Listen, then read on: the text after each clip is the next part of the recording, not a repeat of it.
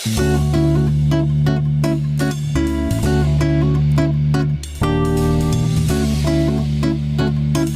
alaikum dear students.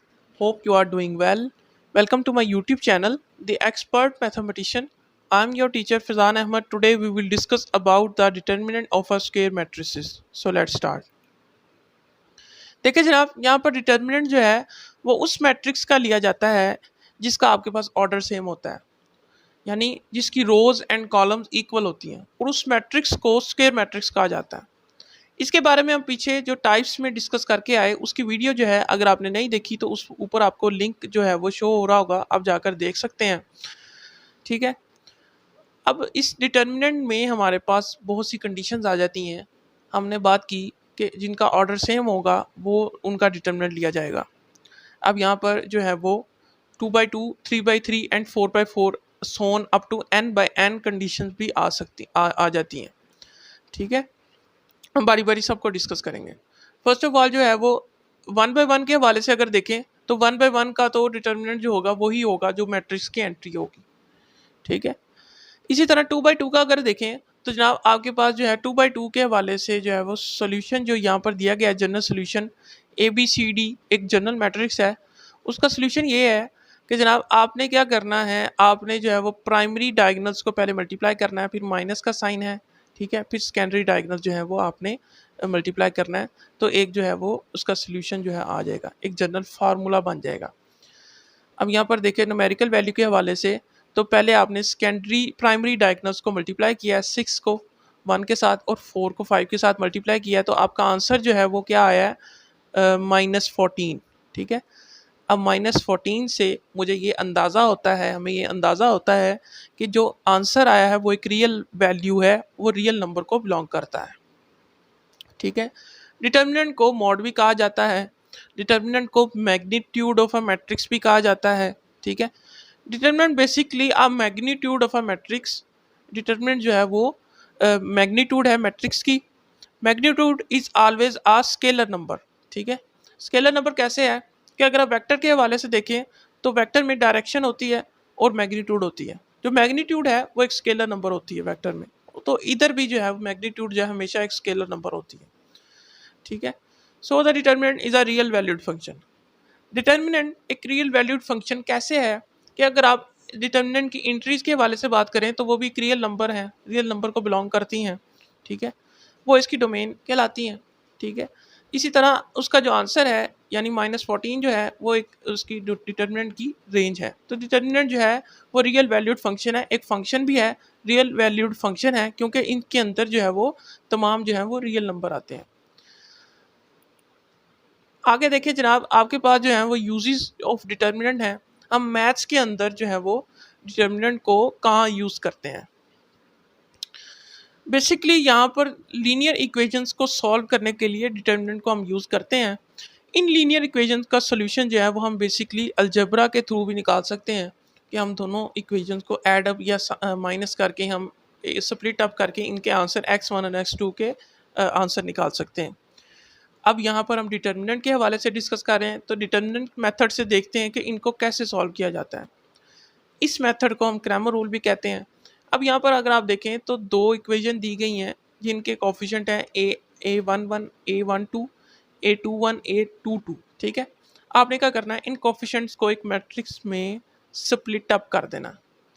ठीक है, matrix में बंद कर देना, इन इक्वेशन में से स्प्लिट करके एक मैट्रिक्स में बंद कर देना।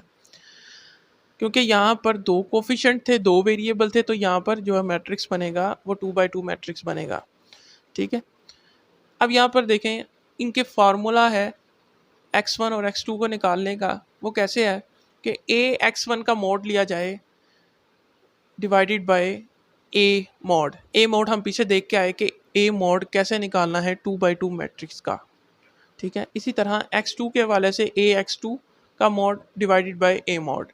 अब यहाँ पर देखें तो a मोड जो है वो इसकी कंडीशन है कि a मोड जो है वो 0 के इक्वल नहीं होना चाहिए, क्योंकि अगर ये 0 इक्वल हो जाएगा तो यहाँ पर जो है वो सोल्यूशन पॉसिबल नहीं होगा, इनफिनिट सोल्यूशन आएगा, तो इक्वेशन सेटिस्फाई नहीं करेगी। ठीक है, अब यहाँ पर देखें तो जनाब आपके पास जो है वो ax मोड कैसे निकालना है। आप क्या करेंगे, जो एक कांस्टेंट वैल्यू जो दूसरी साइड पर दी गई है, अब यहाँ पर अगर आप देखें तो कांस्टेंट वैल्यू जो दी गई है दूसरी साइड पर b1 एंड b2 दो कांस्टेंट वैल्यूज दी गई हैं, ठीक है। आपने क्या करना है, आपने इनको जो है वो x1 यानी कोफिशिएंट x1 का कोफिशिएंट जो है दोनों इक्वेशंस में उनकी जगह पर आपने इनको पुट कर देना है, बाकी मैट्रिक्स उसी तरह रहेगा। फिर ये मैट्रिक्स बन जाएगा ax1, ठीक है। अब नेक्स्ट वन देखें तो ax2 के हवाले से अगर आप देखें तो ax2 में ऐसा करना है आपने b1 एंड b2 जो है वो x2 के कोफिशिएंट में आपने क्या करना है, आपने इनको पुट कर देना है x2 के कोफिशिएंट में, ठीक है। बाकी मैट्रिक्स उसी तरह रहेगा, ठीक है। आपने इनका क्या करना है, फिर आपने इनका मॉड निकाल लेना है यानी डिटर्मिनेंट निकाल लेना है। फिर इनकी वैल्यूज जो होंगी एक सिंगल वैल्यू आ जाएगी यानी एक सिंगल रियल नंबर आ जाएगा, दोनों तरफ ऊपर नीचे आप लगाएंगे वैल्यू पुट करेंगे तो x1 एंड x2 की एक सिंगल वैल्यू आ जाएगी, ठीक है। डिटर्मिनेंट को यूज़ करके हम इक्वेशन को भी सॉल्व कर सकते हैं, ठीक है। इसके आगे बहुत सी वास्ट एप्लीकेशन है, ठीक है। यानी इक्वेशन को सॉल्व करने के हवाले से मैट्रिक्स में बहुत सी वास्ट एप्लीकेशन है, बहुत से मेथड हैं सॉल्व करने के लिए, ठीक है। आगे हम देखते हैं जनाब जो है वो प्रॉपर्टीज़ को डिस्कस करते हैं। यहाँ पर देखें तो जनाब आपके पास पहली प्रॉपर्टी जो है वो क्या है कि अगर कोई रियल नंबर पहले कॉलम्स में किसी भी डिटर्मिनेंट के किसी भी मैट्रिक्स के पहले कॉलम के साथ मल्टीप्लाई होता है तो जनाब आप उसको बाय लिख सकते हैं और उसका जो डिटर्मिनेंट जो है वह इजीली निकाल सकते हैं, ठीक है। ये जो है मैट्रिक्स की डिटर्मिनेंट की प्रॉपर्टी है। If the two columns of a matrix are identical then a determinant is equal to zero, ठीक है। अगर कोई भी मैट्रिक्स है ए है उसके दो कॉलम्स या दो रोज भी हो सकती हैं, इक्वल हैं, इक्वल का मतलब है आइडेंटिकल है, सेम है, ठीक है। तो उसका आंसर जो है वो डायरेक्ट हम लिख सकते हैं ज़ीरो के इक्वल है। तो ये एक शॉर्टकट प्रॉपर्टी है डिटर्मिनेंट को सॉल्व करने की। जैसे यहाँ पर देखें तो 1 2 1 2 है, कॉलम के लिहाज से अगर देखें तो दोनों आइडेंटिकल है, रो के लिहाज से देखें तो 1 1 2 2, रो के लिहाज से देखें तो आइडेंटिकल नहीं है, कॉलम के लिहाज से देखें तो आइडेंटिकल है। तो ये है जनाब आपके पास जो है वो इसको हम ज़ीरो के इक्वल डायरेक्ट लिख सकते हैं, ठीक है। आगे देखें तो थर्ड प्रॉपर्टी जो है वो क्या है कि अगर आप किसी भी यूनिट मैट्रिक्स का डिटर्मिनेंट लेते हैं तो वो जितना मर्जी उसका ऑर्डर हो, 2 by 2 हो, 3 by 3 हो, 4 by 4 हो, तो उसका आंसर जो है 1 के इक्वल आता है। ये एक प्रूफ किया गया है कि अगर आप जो है वो इनका मोड लेते हैं तो वो 1 के इक्वल आता है, चाहे इसका इनफिनिट ऑर्डर हो यानी n नंबर ऑफ ऑर्डर हो, ठीक है। यहाँ पर आप देख सकते हैं 1 को 1 से मल्टीप्लाई किया है -0 तो 1 के इक्वल आया। यहाँ पर अगर आप देखें तो जनाब आपके पास जो है नेक्स्ट फोर्थ प्रॉपर्टी जो है वो क्या है कि अगर आप सेकंड वाला कॉलम जो है डिटर्मिनेंट में सेकंड वाला कॉलम जो है उसको आप दो नंबर्स में या दो नंबर्स में आप स्प्लिट अप करते हैं तो क्या कर सकते हैं आप, जैसे आप यहाँ पर देखें तो A11 A22 इसकी जगह पे आप क्या कर सकते हैं B12 plus C12 B22 C22 यहाँ पर अगर आप पुट करें तो क्या होगा कि इसका जो पहला कॉलम है इसके पहले पार्ट के साथ सेपरेट हो जाएगा, प्लस पहला कॉलम सेकंड पार्ट के साथ जो है वो सेपरेट हो जाएगा, दरमियान में प्लस का साइन आ जाएगा। तो ऐसे भी इसको अगर सॉल्व करें या ऐसे सॉल्व करें या ऐसे सॉल्व करें, तीनों का आंसर जो है वो इक्वल आता है। नेक्स्ट वन आगे आप देखें तो जनाब आपके पास जो है फिफ्थ प्रॉपर्टी जो है वो क्या है कि अगर आप किसी भी मैट्रिक्स का ट्रांसपोज लें फिर उसका डिटर्मिनेंट लें, ठीक है, फिर आप अगर एक मैट्रिक्स का ट्रांसपोज के इक्वल आ सकता है, ठीक है। ए मैट्रिक्स का अगर आप ट्रांसपोज लें फिर उसका डिटर्मिनेंट लें, फिर अगर आप सिंगल ए का डिटर्मिनेंट लेते हैं तो दोनों का आंसर इक्वल आता है। इसके आगे आना था ए डिटर्मिनेंट, ठीक है, ये मिसप्रिंट है। इसके आगे आना था ए ट्रांसपोज का डिटर्मिनेंट जो है वो is equal to a determinant आना था, ये गलती से लिखा गया है, मिसप्रिंट है, ठीक है। सिक्स्थ प्रॉपर्टी जो है वो क्या है जनाब, डिटर्मिनेंट अगर लें आप हर्मिशन कॉन्जुगेट, अगर किसी भी ए मैट्रिक्स का अगर आप हर्मिशन कॉन्जुगेट लेते हैं तो जनाब वो उसी के जो है वो डिटर्मिनेंट के इक्वल आएगा। फिर उसका डिटर्मिनेंट भी लेते हैं, जैसे ए स्टार का मतलब है कि ए का बार और ट्रांसपोज, फिर उसका ट्रांसपोज अगर लें तो ए बार ट्रांसपोज के इक्वल आ जाएगा। यानी ट्रांसपोज जो है, पीछे पढ़ कर आए कि ट्रांसपोज जो है वो डिटर्मिनेंट की में कुछ अफेक्ट नहीं करता, कुछ डिटर्मिनेंट को कुछ अफेक्ट नहीं करता। आगे प्रोडक्ट के लिहाज से अगर आप देखें तो किसी भी दो मैट्रिक्स को अगर आप प्रोडक्ट करें तो उनका डिटर्मिनेंट अगर लें वो सेपरेट डिटर्मिनेंट के इक्वल आते हैं, या उनकी अगर पोजीशन चेंज करें फिर भी उनमें कोई अफेक्ट नहीं होता, उनको कोई आंसर में फ़र्क नहीं आता। एट्थ प्रॉपर्टी क्या है कि अगर आप किसी भी दो मैट्रिक्स को एक मैट्रिक्स की दो रोज या दो कॉलम इंटरचेंज करते हैं, इंटरचेंज का मतलब है उनकी जगह तब्दील करते हैं, तो डिटर्मिनेंट के आंसर में नेगेटिव का जो है वो एडिशन होती है, यानी नेगेटिव साइन लगाया जाता है। रिमूविंग फैक्टर, यानी अगर आप किसी भी मैट्रिक्स को किसी भी ए मैट्रिक्स को के से मल्टीप्लाई करते हैं, यानी उसका डिटर्मिनेंट लेते हैं। यहाँ पर के का मतलब के ए का मतलब है यानी के जो है वो पूरे मैट्रिक्स से मल्टीप्लाई हो रहा है। पीछे जो हमने देखा था कि के जो था वो पहले कॉलम से मल्टीप्लाई हो रहा था, तो स्प्लिट अप होके बाहर आ गया था। अब नेक्स्ट वन अगर आगे देखें तो जनाब आपके पास जो है वो के जो है वो पूरे मैट्रिक्स से मल्टीप्लाई हो रहा है, वो इक्वल आएगा के की पावर एन और ए का डिटर्मिनेंट सेपरेट आ जाएगा।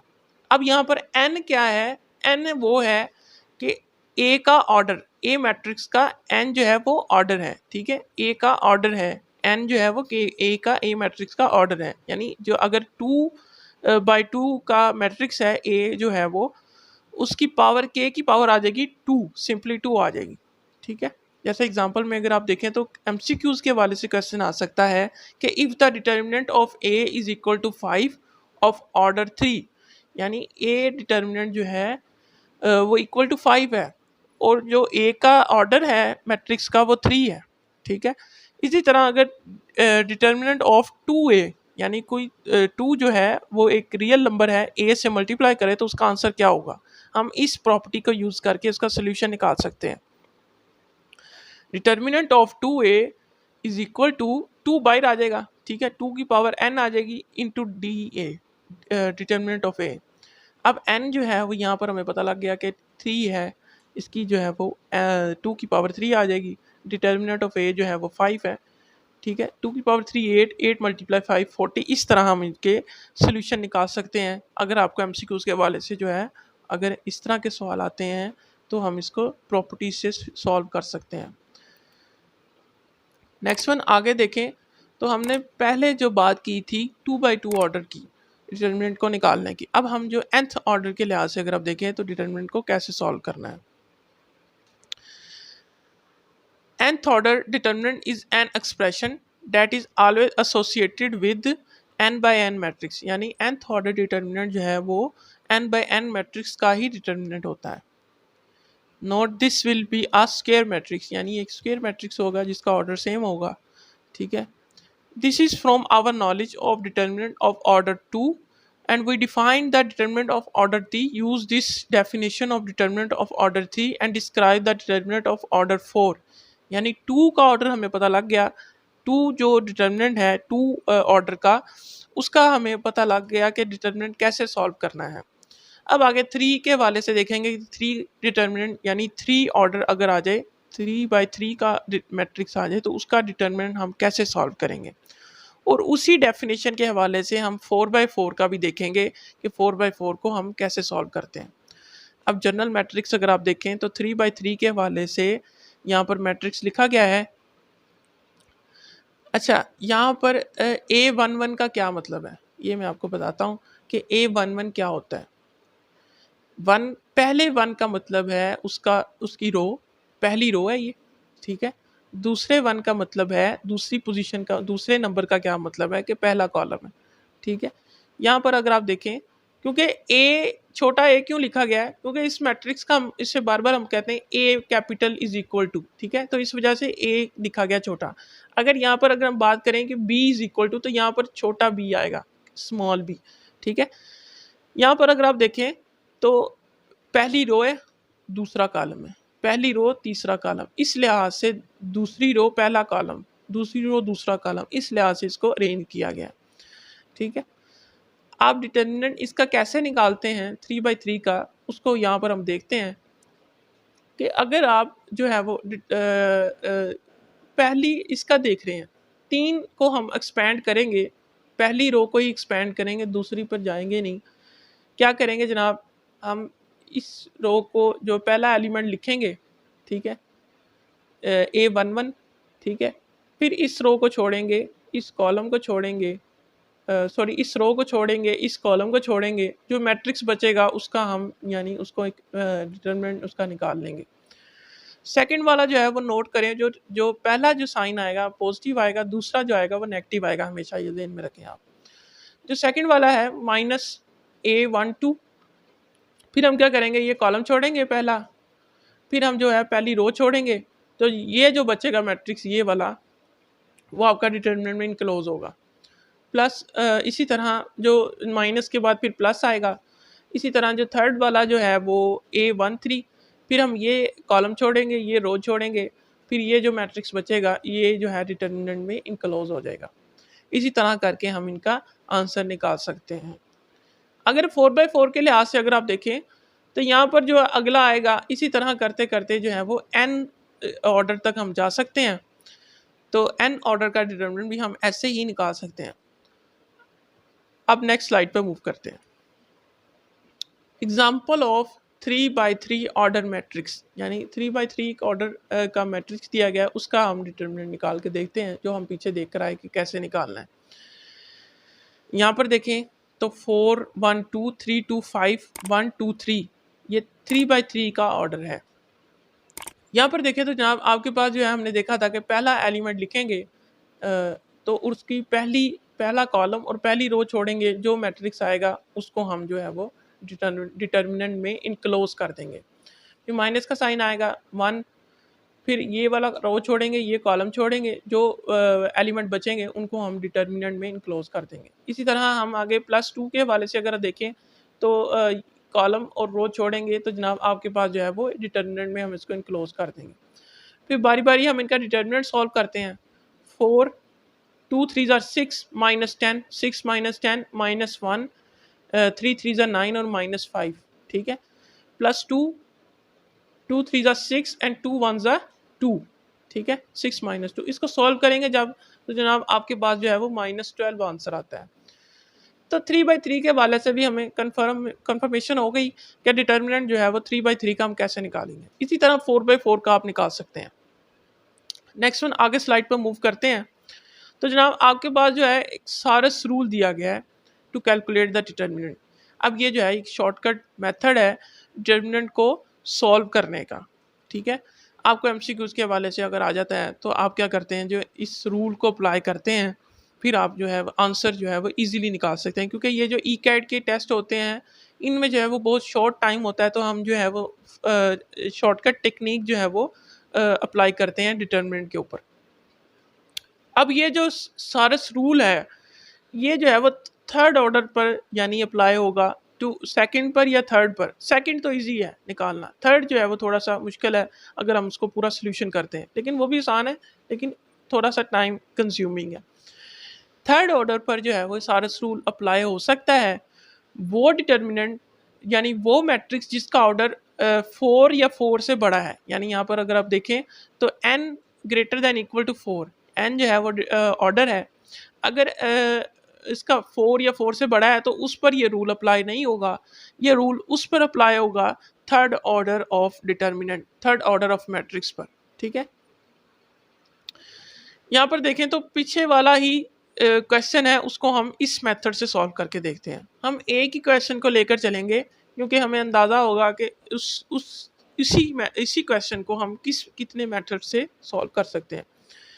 यहाँ पर देखें तो सारस रूल जो है वो क्या बताता है कि उसी तरह आप डिटर्मिनेंट को लिखें, फिर आप क्या करें, इनकी दो कॉलम जो हैं, ये दो कॉलम जो हैं उनको आप क्या करेंगे, इन दो कॉलम्स को कॉपी करेंगे, 4 3 1 1 2 2, 4 3 1 1 2 2। अब आप क्या करेंगे, 3 का पेयर ढूंढेंगे। 3 का पेयर क्या है, यानी 3 3 नंबर का जो कॉम्बिनेशन बनेगा उनको आप ये क्या हाईलाइट करेंगे, ठीक है, मल्टीप्लाई करना है इनको, इसलिए इधर से भी और इधर से भी क्रॉस मल्टीप्लिकेशन करनी है। अब जो है हमने पहले ही बात की थी कि प्राइमरी डायगोनल्स जो हैं उनको हम पहले मल्टीप्लाई करते हैं। ठीक है, क्या करेंगे, 4 2 3 इनको मल्टीप्लाई करेंगे, प्लस का साइन डालेंगे, 1 5 1 इनको मल्टीप्लाई करेंगे, प्लस का साइन डालेंगे, और 2 3 2 इनको मल्टीप्लाई करेंगे और प्लस का साइन डालेंगे, माइनस, फिर ब्रैकेट डालेंगे, बड़ी ब्रैकेट, उसके साथ बाई माइनस आ जाएगा। फिर क्या करेंगे, फिर हम सेकेंडरी डायगोनल्स को मल्टीप्लाई करेंगे, 2 2 1 इन सब को मल्टीप्लाई जब करेंगे तो ऐसे जो है वो आ जाएंगे, उसी तरह दरमियान में माइनस का साइन। अब जब इनको सॉल्व करते हैं तो जनाब आपके पास जो है आंसर -12 ही आ जाता है। आप इसको सॉल्व करके देखें तो बहुत इजी मेथड है, इसको हम सॉल्व कर सकते हैं।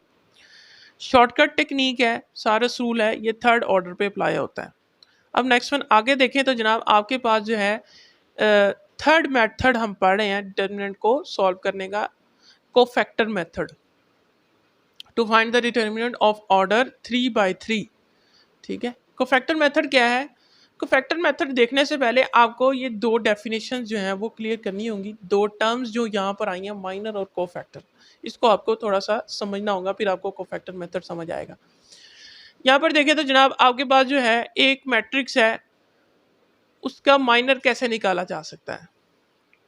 माइनर कैसे निकाला जा सकता है कि बिलफर्ज यहाँ पर एक मैट्रिक्स है, तो मैं यहाँ पर बात करता हूँ कि अगर A11 का अगर हम माइनर देखना चाहते हैं तो ये कॉलम और ये रो आपको डिलीट करनी होगी, जो मैट्रिक्स बचेगा वो आपका माइनर होगा। ठीक है, आप इसका डिटर्मिनेंट निकाल सकते हैं। ठीक है, माइनर इसे कहते हैं। अगर आप A12 का माइनर देखना चाहते हैं तो जनाब आप क्या करेंगे, ये कॉलम और ये रो डिलीट करेंगे, जो मैट्रिक्स 2/2 का बचेगा वो होगा जी आपका माइनर। अब एक MCQ जो है इंपॉर्टेंट आपके साथ शेयर करना चाहता हूँ कि अगर एक मैट्रिक्स है उसका ऑर्डर है 4/4, उसका माइनर जो होगा उसका ऑर्डर क्या होगा, एक माइनर का ऑर्डर क्या होगा? उसका इजीली सॉल्व करने का मेथड ये है कि आप जो है यानी ऑर्डर अगर 4 है, 4 - 1 यानी उसका जो माइनर होगा उसका ऑर्डर होगा 3। ठीक है, ये MCQs के हवाले से क्वेश्चन आए हैं, बोर्ड में भी आए हैं, और जो है वो USAT और ECAT का जो टेस्ट है उनमें भी आएंगे।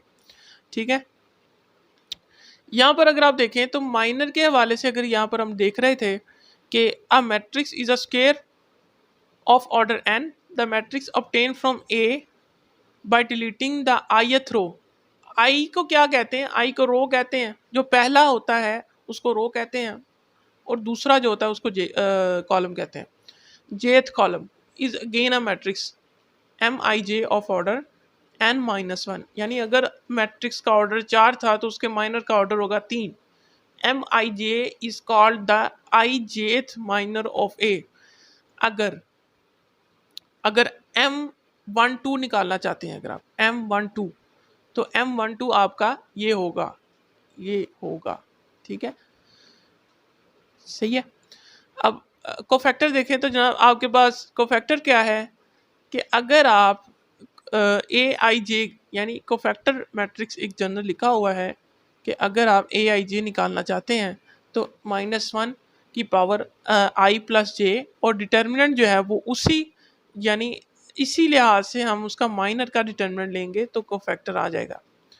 यहाँ पर देखें कि अगर हम Ij का लेना चाहते हैं, Aij यानी A11 का अगर हम देखना चाहते हैं तो -1 की पावर आएगी 1 + 1, फिर डिटर्मिनेंट जो होगा वो इसका निकलेगा, यानी जो भी मैट्रिक्स होगा इस साइड पे उसका डिटर्मिनेंट निकालेंगे तो कोफैक्टर एक सिंगल वैल्यू आ जाएगी। अब यहाँ पर अगर आप देखें तो जनाब आपके पास जो है कि जनरल टर्म का जो है वो फार्मूला है 3/3 का। कोफैक्टर मेथड से आप यहाँ पर देखें तो डिटर्मिनेंट A11 यानी फर्स्ट टर्म जो है पहली रो की पहले ही रो और पहला कॉलम का जो पहला एलिमेंट है वो ये है, और A11 जो आप निकालेंगे इसी तरह आप इनको प्लस करते जाएंगे 3 तक। अगर 3 ऑर्डर है तो 3 तक आप इसको प्लस करेंगे, अगर 4 है तो 4 तक आप इसको प्लस करते जाएंगे। ठीक है, जो इनका आंसर निकलेगा वो डिटर्मिनेंट होगा। अब हम आगे देखते हैं एग्जाम्पल के थ्रू, हमें क्लैरिटी हो कि कोफैक्टर मेथड से हम डिटर्मिनेंट ऑफ 3/3 ऑर्डर का हम कैसे निकाल सकते हैं। देखिए जनाब, अगली स्लाइड पर मूव करते हैं। यहाँ पर देखिए जनाब, जो है वही मैट्रिक्स हम बार बार इसको डिस्कस कर रहे हैं, ठीक है। अब A11 कैसे निकालना है, इस मैट्रिक्स का A11 कैसे निकालना है। -1 की पावर I और J, 1 + 1 2 हो जाएगा, ठीक है। ये डिलीट करेंगे कॉलम और ये रो डिलीट करेंगे, तो जनाब आपके पास जो होगा ये एक मैट्रिक्स बचेगा, उसका आपने डिटर्मिनेंट निकाल लेना। -1 का स्क्वायर 6 - 10, जो कि आंसर सोल्व करके आता है -4। तो A11 की आंसर आ गया -4। A12 के वाले से अगर आप देखें तो ये है, इसमें क्या था, -1 की पावर 2I + J, ठीक है। 2 + 1 3 हो जाएगा। इसी तरह इसको अगर आप डिलीट करेंगे, इस कॉलम को और इस रो को डिलीट करेंगे, तो जो मैट्रिक्स पीछे बचेगा उसका आप क्या करेंगे, डिटर्मिनेंट निकालेंगे। तो आपके पास जो है वो आंसर आएगा -4, ठीक है। आपके पास आंसर क्या आएगा, -4, ठीक है।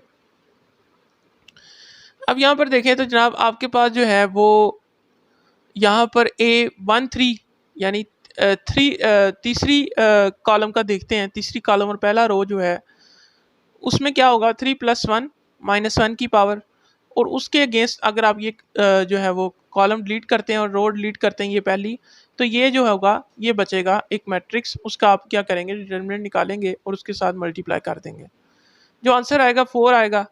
अब आप एक जनरल फार्मूला निकालते हैं जो हम पीछे पढ़ कर आए। A11 capital A11 plus A12 capital A12 plus A13 capital A13। अब स्मॉल A11 क्या है, 4 है, इसकी एंट्री है 4, A12 है 1 और A13 है 2। अब क्या करेंगे, आप इनको मल्टीप्लाई करते जाएंगे, इसके अंदर जो है वो वैल्यू पुट कर देंगे, जो आंसर जो होगा वो आपका -12 आएगा। तो हम पीछे देख के आए कि वही मैट्रिक्स हम डिस्कस कर रहे हैं जिसका आंसर -12 आ रहा है, उसको डिफरेंट मेथड से देख रहे हैं कि इनको कैसे सॉल्व किया जा सकता है। बेसिकली अगर आप यहाँ पर देखें तो जनाब आपके पास जो है एक जनरल मैट्रिक्स दिया गया है जिसका जो है वो ऑर्डर सेम है, यानी एक स्क्वायर जनरल मैट्रिक्स दिया गया है। यहाँ पर अगर आप देखें आई पहली रो, ये पहली रो है ना, उसका पहला कॉलम है, एक जनरल मैट्रिक्स दिया गया है जिसकी m रोज हैं और m कॉलम है, n कॉलम है। तो देखिए जनाब आपके पास जो है वो यहाँ पर एक जनरल फार्मूला दिया गया है, जैसे हम 3 के ऑर्डर के लिहाज से देख रहे थे, इसी तरह अगर आप जनरल फार्मूला देखें nth ऑर्डर के लिहाज से, तो आप इसका जो है वो ऐसे जो है A11 एक इसी तरह n तक जाता है, तो इसे हम लेप्लास एक्सपेंशन भी कहते हैं, ठीक है। अगर आपको आ जाए व्हाट इज लेप्लास एक्सपेंशन, तो आप ये जो है वो डिटर्मिनेंट का फार्मूला लिखेंगे। तो नेक्स्ट वन आगे मूव करते हैं। Determinant of 3x3 order diagonal matrix. अब यहाँ पर देखें तो स्क्वायर मैट्रिक्स है लेकिन डायगोनल है, कंडीशन क्या आ गई, डायगोनल है। अब डायगोनल के लिए एक शॉर्टकट मेथड है, यानी अगर आप इसको उस लिहाज से भी सॉल्व करें तो आंसर वही आएगा, लेकिन अगर हम शॉर्टकट मेथड अगर अपनाएं डायगोनल के हवाले से, तो क्या करेंगे जनाब, आपके पास जो है हम डायगोनल प्राइमरी डायगोनल एंट्रीज जो हैं उनको हम क्या करेंगे, आपस में मल्टीप्लाई करेंगे, तो डिटर्मिनेंट का आंसर आ जाएगा। जैसे आप यहाँ पर देखें तो 1 2 3, इसका आंसर जो है वो 6 आता है। एक शॉर्टकट मेथड है, MCQs में ये टेक्निक्स अप्लाई हो सकती हैं। आगे देखें तो एक जनरल फार्मूला जो हम पीछे पढ़ कर आए डिटर्मिनेंट का 3x3 ऑर्डर के लिहाज से, तो उसका एक जनरल फार्मूला क्या है, A11 A12 A11 A22 A33, ठीक है, उसका डिटर्मिनेंट निकल आएगा, ठीक है। अब यहाँ पर एक जनरल फार्मूला के लिहाज से अगर आप देखें, अगर इसका nth ऑर्डर है, ठीक है, अगर इसका nth ऑर्डर है तो क्या करेंगे, अब वो वाले मैट्रिक्स मल्टीप्लाई करेंगे जिनका i और j इक्वल है, यानी यहाँ पर देखें i और j दोनों इक्वल हैं, 2 2 3 3, इसी तरह आप मल्टीप्लाई करते जाएंगे n तक, तो ये ऑर्डर जो होगा nth ऑर्डर को फॉलो करेगा, और एक जनरल फार्मूला जो होगा वो आएगा A11 A122 A33 A44, उसको मल्टीप्लाई आप करते जाएंगे और उसको जो है वो nth ऑर्डर तक आप मल्टीप्लाई करते जाएंगे तो डिटर्मिनेंट ऑफ डायगोनल निकल आएगा। ठीक है, अब इसमें बहुत सी कंडीशंस आ जाती हैं। अगर आपके पास जो है वो यूनिट मैट्रिक्स है, ठीक है, आइडेंटिटी मैट्रिक्स है, तो उसमें भी वो भी डायगोनल है, उसमें डायगोनल एंट्रीज 1 होती हैं। ठीक है, उसका डिटर्मिनेंट आप निकालना चाहें तो आप 1 1 उसका 1 ही आएगा क्योंकि 1 1 ही होती हैं उसकी, तो वो 1 1 को आप मल्टीप्लाई करेंगे तो वो जो होगा आपका 1 आंसर आएगा डिटर्मिनेंट का। अगर आप स्केलर के हवाले से देखें तो स्केलर में हमारे पास डायगोनल एंट्रीज जो होती हैं वो सेम होती हैं, तो उसमें भी यही टेक्निक अप्लाई हो सकती है, शॉर्टकट मेथड अप्लाई हो सकता है। नेक्स्ट वन आगे देखें तो अपर और लोअर ट्रायंगुलर की बात करें तो जनाब आपके पास जो है वो अपर ट्रायंगुलर वो मैट्रिक्स होता है जिसकी लोअर वाली ट्रायंगल जो होती है वो 0 होती है, और लोअर ट्रायंगुलर वो वाला मैट्रिक्स होता है जिसकी अपर ट्रायंगुलर 0 होती है। ठीक है, इनका डिटरमिनेंट निकालने का इजी मेथड है, वही टेक्निक अप्लाई होगी यहाँ पर, वही टेक्निक अप्लाई होगी, वही डायगोनल वाली टेक्निक अप्लाई होगी, यानी डायगोनल एंट्रीज को हम प्राइमरी डायगोनल एंट्रीज को मल्टीप्लाई करेंगे।